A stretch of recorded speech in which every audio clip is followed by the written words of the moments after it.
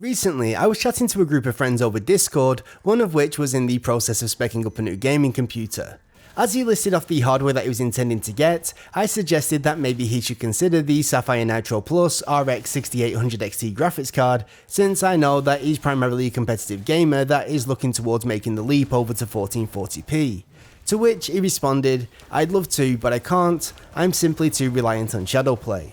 Now, as somebody that's been exclusively using AMD graphics cards for the last few years, I instantly pointed him towards AMD ReLive, which is basically Team Red's alternative to Shadowplay, and to my surprise, out of the dozen or so people in chat, only a single other person had a half decent understanding of what AMD ReLive is. If you are wondering what on earth I'm going on about, basically AMD ReLive and Nvidia Shadowplay are screen recorders. The major advantage that they've got over more traditional third-party software is their extremely low performance impact due to them using hardware video encoders built onto their respective GPUs, and the fact that they are free. The goal of this video is to simply spread the word of AMD ReLive and to demonstrate its capabilities, as there seems to be this misconception that AMD lacks a decent set of tools when it comes to content creation, which is simply not the case. In fact, all the footage that you're going to be seeing in this video has been recorded using AMD ReLive, and the final upload was even rendered using the GPU encoder via Adobe Premiere. Now obviously YouTube is going to layer on some pretty heavy compression, but even so, this video should still look incredibly clean when compared to most other videos on YouTube that contain the same kind of gameplay footage at a 1440p resolution. However, in order to avoid any confusion, I'm also going to include a link to some raw gameplay clips that I've recorded using ReLive down in the description to this video, so that you can check them out for yourselves. But anyway, with that said, let's get right to it.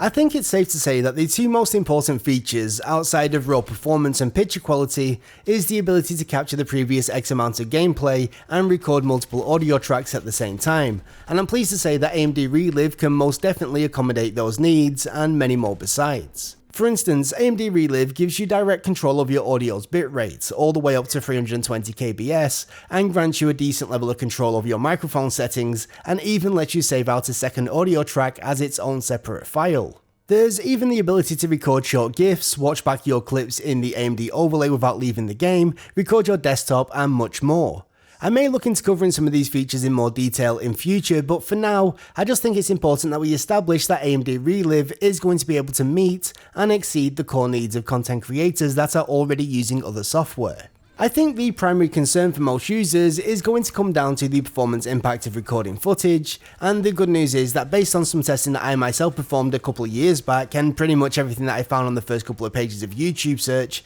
it appears that, on average, in the majority of cases, AMD ReLive is actually able to beat out Shadowplay in terms of its performance impact. Now, in all fairness, the gap that we're talking about here is so small that most people, myself included, would likely consider them to be practically identical, but the numbers don't lie, and based on all the evidence that I've seen, it does appear that AMD ReLive manages to come out on top in this particular test. When we start to look at the quality of the footage captured, things start to get interesting. You see, unlike Nvidia's Shadowplay, AMD ReLive has the ability to record to either H.264 or to H.265 using HEVC. Shadowplay, on the other hand, only records to H.264. The advantage of using H.265 is that it's able to provide much higher quality than H.264 at the same bitrate, or the same quality as H.264 at a much lower bitrate. What this means in practice is that AMD ReLive is actually able to beat out Shadowplay in terms of quality when it comes to locally recorded footage,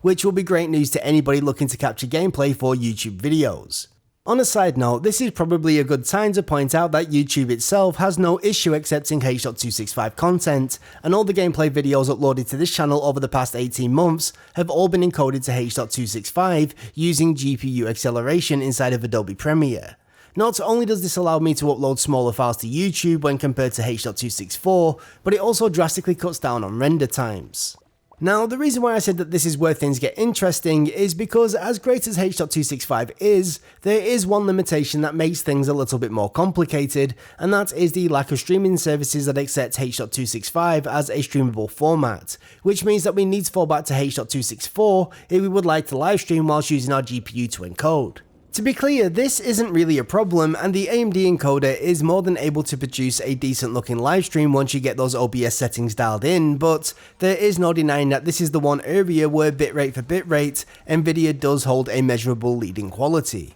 Frustratingly, I feel like it's this one specific scenario that has perpetuated this misconception that AMD falls short in terms of its feature set when it comes to content creation, where in reality there's a whole load of use cases that either circumvent or minimize the effects of this one limitation. For instance, if you're looking to stream using a second dedicated streaming PC on a platform such as Twitch that has got fairly restrictive bitrate limitations, you're obviously still going to be able to encode using either a CPU or even a cheap GPU, since its gaming performance is really not going to matter.